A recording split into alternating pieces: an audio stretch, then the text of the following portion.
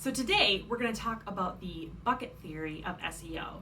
What is the bucket theory? Well, I kind of made that up, but this is an explanation about SEO that I didn't make up to begin with, but I did hear somewhere and I thought it was an excellent way to explain what SEO is.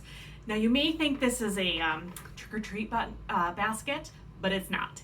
It is your website. So imagine this, your website, right? Big old bucket.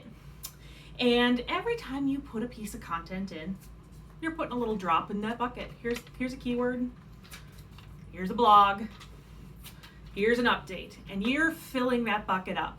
And your goal is to get to the top, because when you're on the top, that means you're on the top of Google. But it takes time, right? You got to keep putting things in over and over again, and it takes time to fill the bucket all the way up. Well, you can either fill it up by putting a whole lot of stuff in there, that blog just kind of wanted to fly away, or you can drip it in over time, but regardless, eventually you'll get to the top.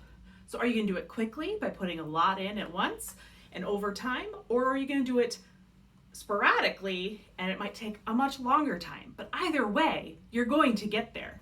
But let's say you stop putting things in and it's just sitting there stagnant. Well, eventually these things aren't going to matter.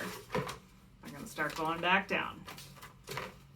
And then you realize you're not ranking anymore, right? It's all going away, that whole ranking. Well, now you've got to start from scratch. So the goal is to be constantly filling your bucket, because every time you put a piece of content in there, it helps your ranking.